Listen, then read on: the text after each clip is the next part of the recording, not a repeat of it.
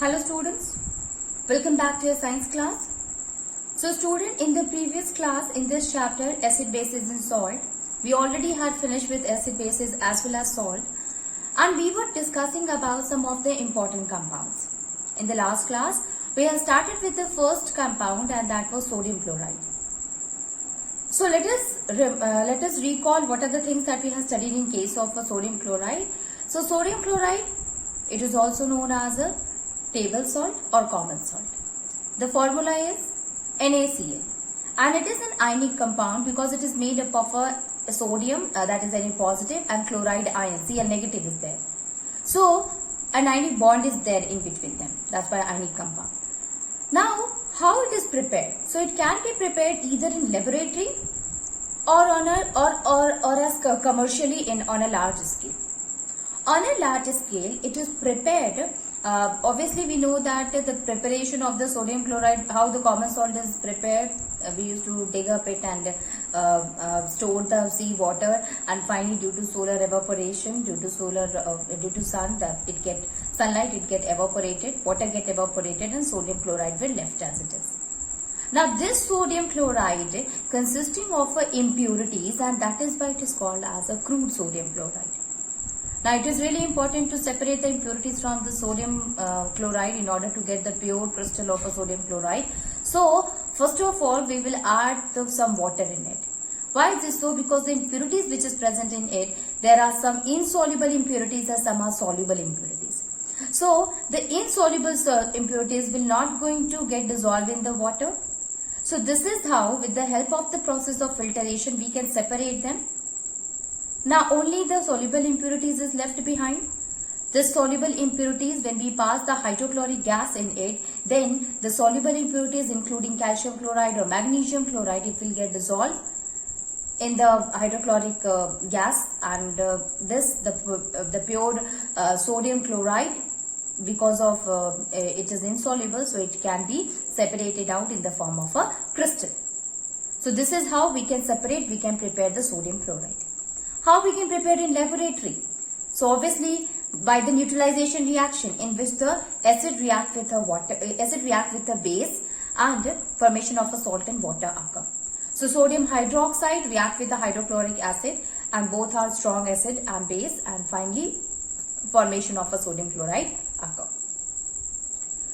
What are the properties, students? We have seen it is what? It is a white crystalline solid, form of a crystal. Melting point very high. Why is it so? Because they are ionic compound. It means they are connected to each other with the help of our ions. Ionic bond. And ionic bond is supposed to be the strongest bond, because that is also called as electrovalent bond, and it is very strong. So we have to provide more heat in order to break the bond, and because of this the melting point is very high. Then highly soluble in water. When you mix salt in the water, it get easily dissolved in it. As well as it is not deliquescent, but when it is exposed, sometimes if impurities are present, then it can absorb the moisture which is present in atmosphere. Uses, student, for domestic purpose. You know that in our houses we use the sodium chloride. Then it is also used in preservatives, pickles. They are preserved in the salt. So common salt is also used as in preservatives. In the cold region, cold countries, NaCl is also used in order to melt, or in order to clear the roads which is filled with the snow. So in order to melt the snow, sodium chloride is used. As well as sodium chloride is used in the manufacture, in the preparation of a different compound, including sodium hydroxide or sodium carbonate or sodium hydrogen carbonate, which is also called as sodium bicarbonate, baking soda. So this is all about the compound, that is sodium chloride. Now let us move on and see some other compounds, and that is sodium hydroxide.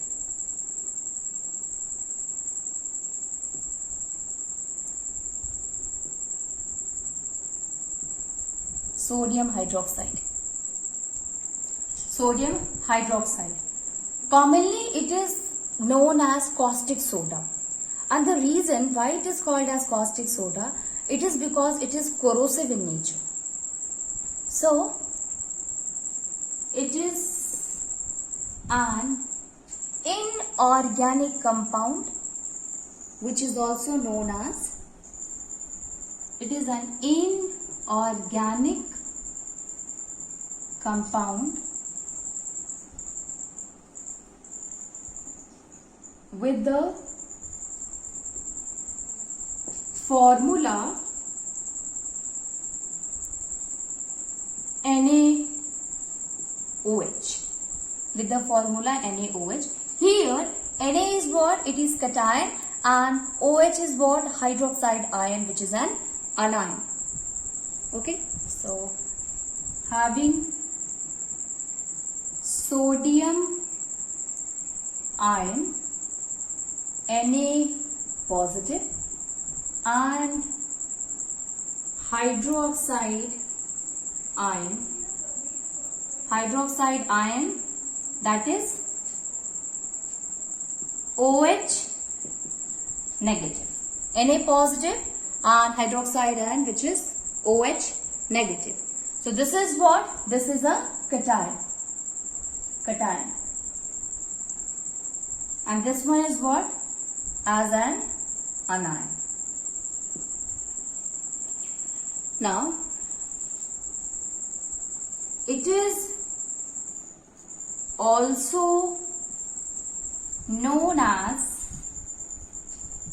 caustic soda because of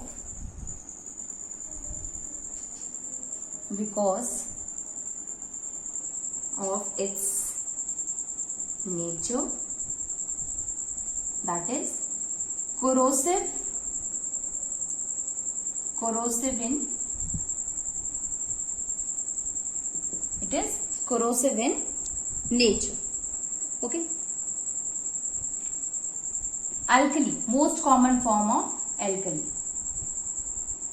Most common form of alkali. Next one is how it is prepared. What is the preparation? Basically, it is prepared through electrolysis process in laboratory. So when electrolysis happen, when electricity is passed through the sodium chloride in water or aqueous solution of a sodium chloride, then formation of a sodium hydroxide occur. This process is also called as chlor-alkali process, students, because it also involve evolution of a chlorine gas as well as hydrogen gas. Although both of the gases, they get deposited into the different electrodes, cathode or anode. The question many times it is asked that which kind of a gas is released in chlor-alkali process, what is the chlor-alkali process, and where these gases get deposited in at cathode or at anode. So first of all, we will write that how the sodium hydroxide is prepared.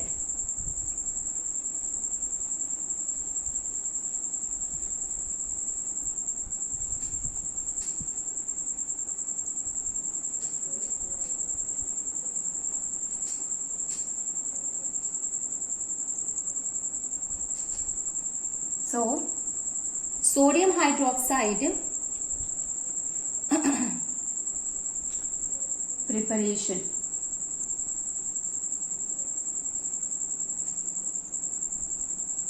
It is prepared, it is industrially produced by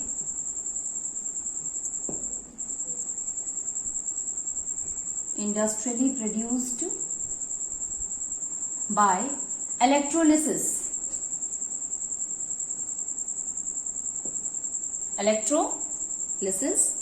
of sodium chloride.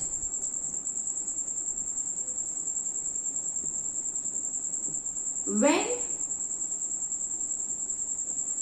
electricity is passed,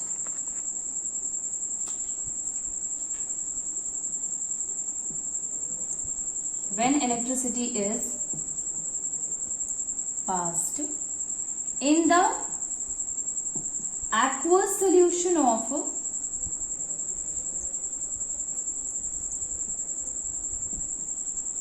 sodium chloride,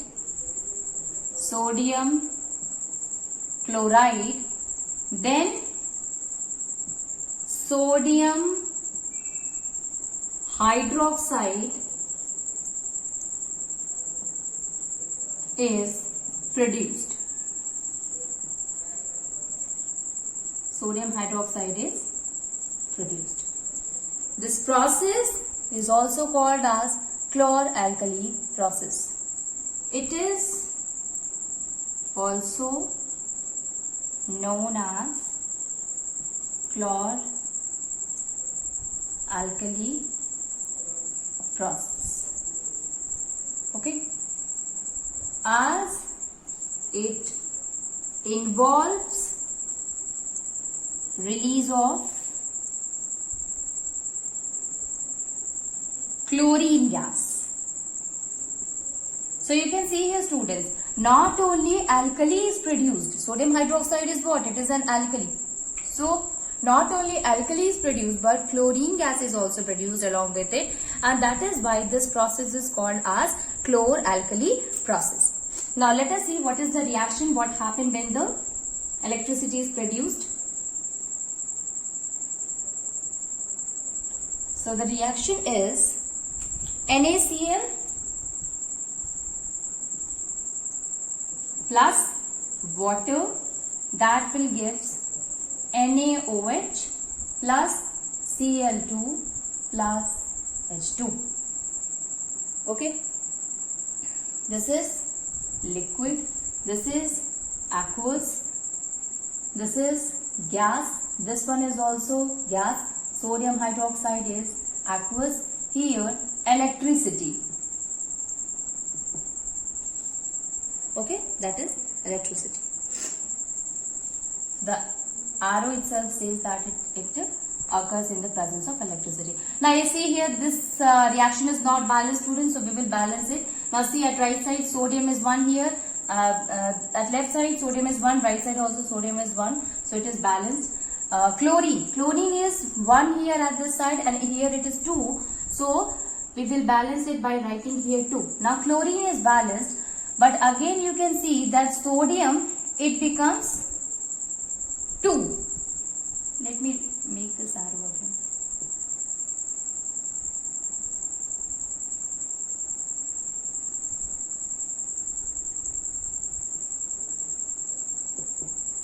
So we can write here 2 sodium. Now sodium is balanced, 2 Na, this is also 2 Na, 2 Cl, Cl2. So Na and chloride ion, this is balanced.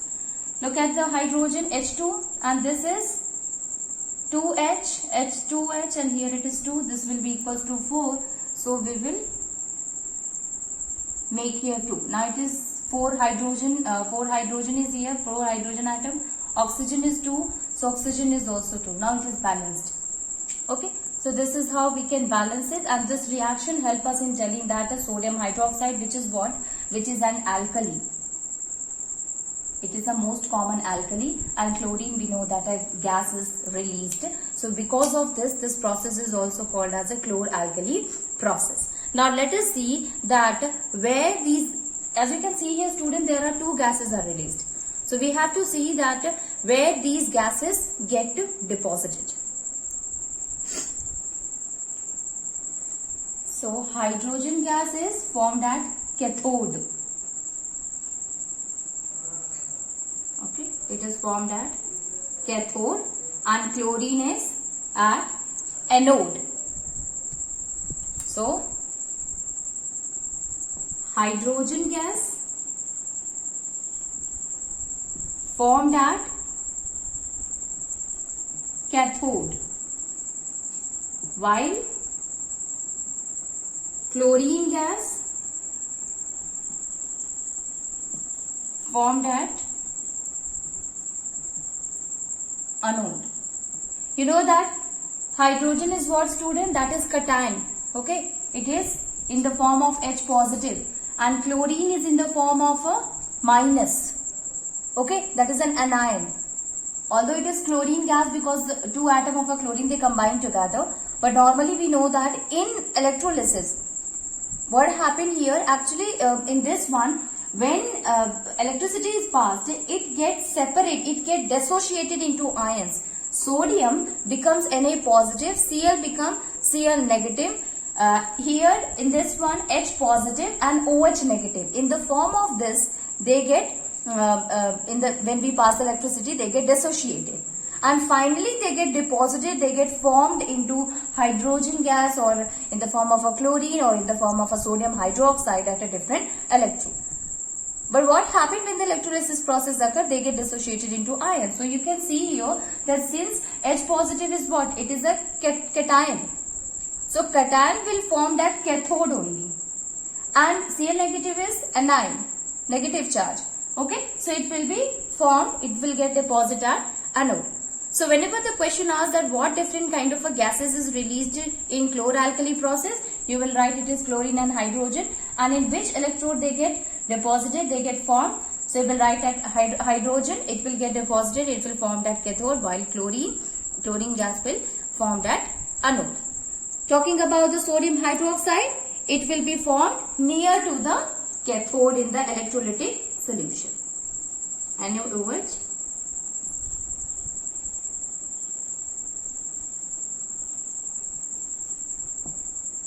near to the cathode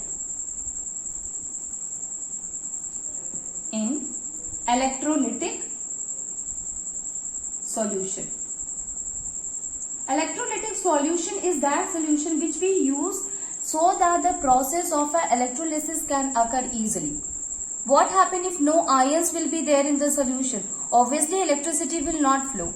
So in order to make the electricity can flow through the solution from one electrode to the other, we need a solution, and that solution will be what? Electrolytic solution. So solution that will help in the process of electrolysis, that is called as the electrolytic solution. Here the electrolytic solution is the water itself, because we know that the water help in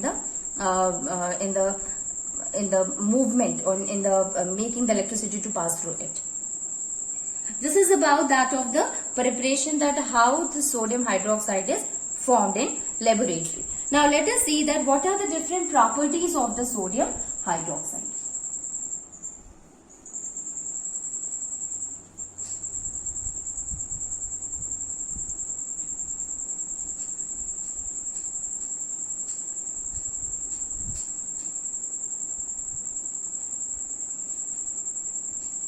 So, properties.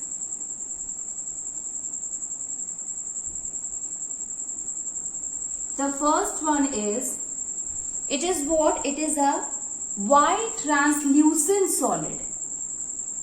White translucent solid, which is available in laboratory in the form of a pellets. Okay, available as pellets in laboratory.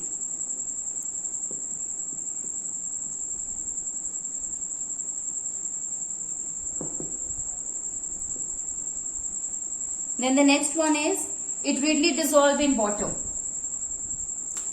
So it is what? It is deliquescent. What does that mean? If you keep it exposed to the outside, what will happen? It will absorb the water, or absorb the moisture present in the atmosphere. So we can say here that it readily dissolve in water.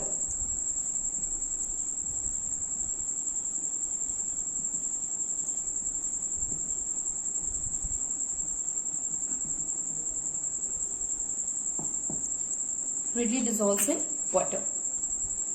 Okay, it readily dissolves in water to form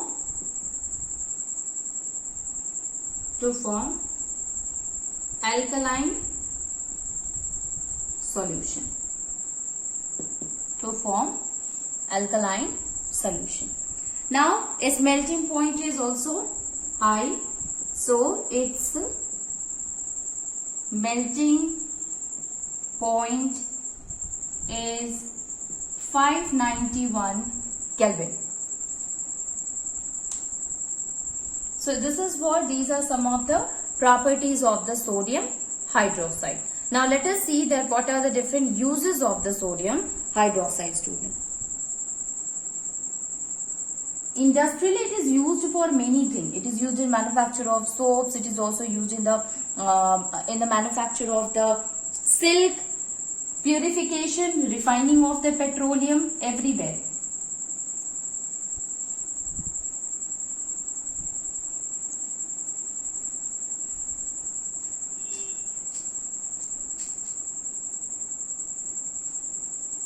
So, uses. First use, that is in the manufacture of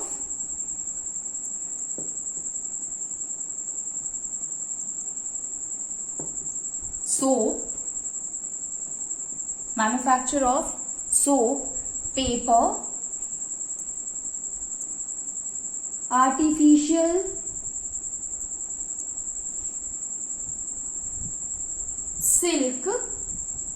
artificial silk and number of chemicals.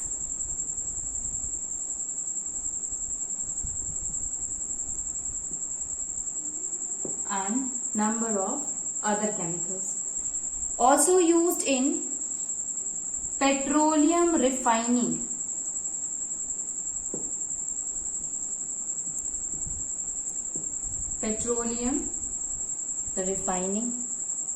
In the purification of bauxite. Bauxite is what?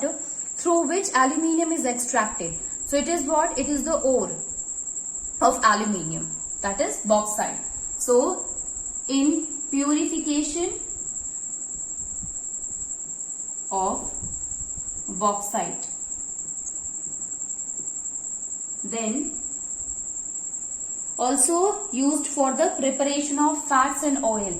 Whenever we discuss about the preparation of fat and oil, student, even in the soap also, a lot of a different compound that you will going to study in the higher classes, how to manufacture the soap. Although this is also in our syllabus, when we will study this, we will going to study in some in carbon and its compound. There we will find that sodium stearate, sodium palmitate, when it react with the sodium hydroxide, then the formation of a stearic acid or palmitic acid, it will react with the sodium hydroxide, then sodium stearate or sodium palmitate. These will be formed in the form of a soap. So this is how we can say that it is used in the manufacture of a soap. And same thing that we will going to find that in order to make a fats and oil, saturated unsaturated fatty acid, it will be prepared with the help of a sodium hydroxide. So for the preparation of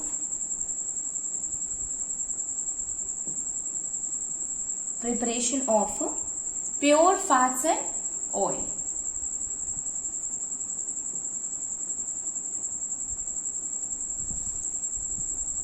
then it is also used as a laboratory reagent. A lot of reactions are occurred,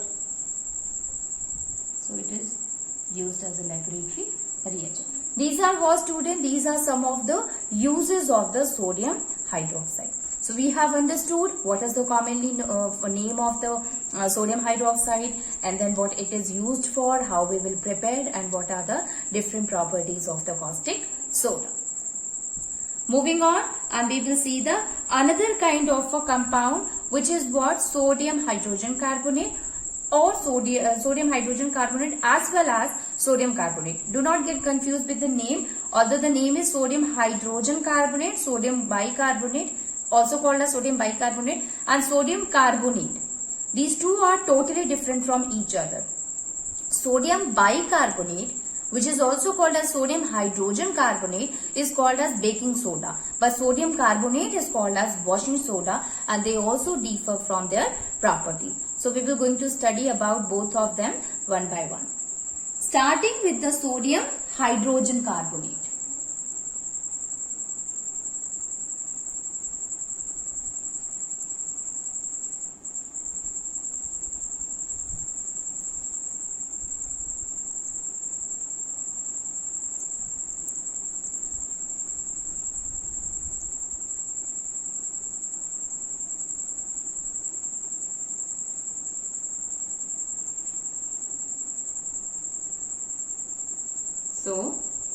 sodium hydrogen carbonate.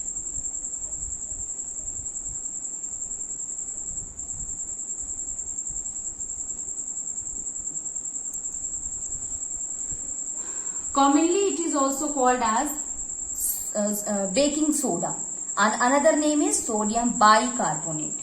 So sodium hydrogen carbonate is commonly known as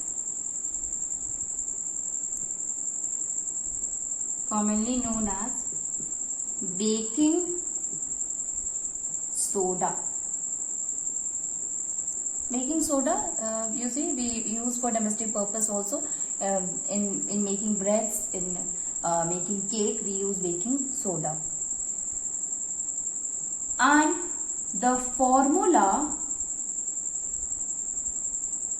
of sodium hydrogen carbonate is NaHCO3. NaHCO3 is sodium hydrogen carbonate. Now let us see that how it is prepared, student. Basically it is prepared on a commercially it is prepared on a large scale, and here it will get reacted. It is commercially prepared by passing the carbon dioxide gas in ammonical brine. What is a brine, student? Let me tell you, sodium chloride is also called as brine.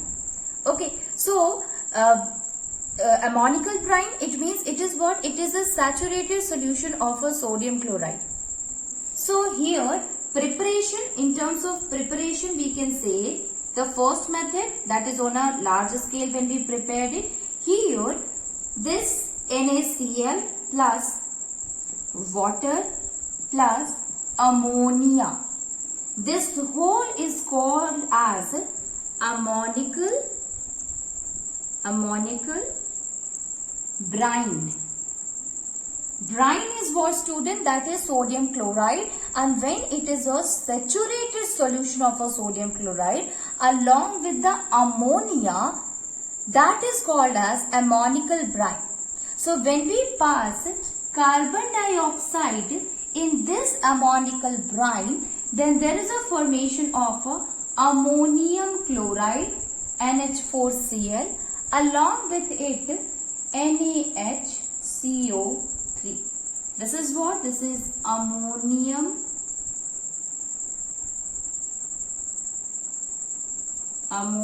chloride, and this is called as sodium bicarbonate. Okay, so this is what? This is a preparation that we used to do on a large scale. This whole process is also known as Solvay process. Okay, so this is also called as a Solvay process.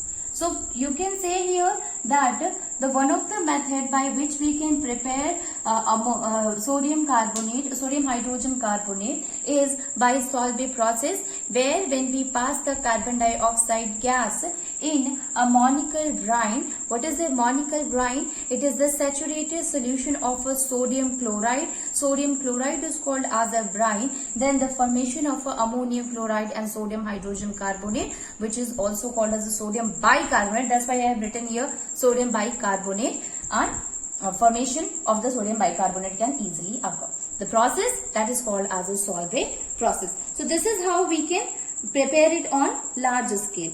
In laboratory also we can prepare it. So in laboratory generally we prepare it by passing the carbon dioxide in sodium carbonate. So when we pass the carbon dioxide in sodium carbonate, then there is a formation of sodium hydrogen carbonate. Along with it, water is also formed. So that is what? That is the formation of a sodium hydrogen carbonate in the laboratory. We will discuss about it in the next class.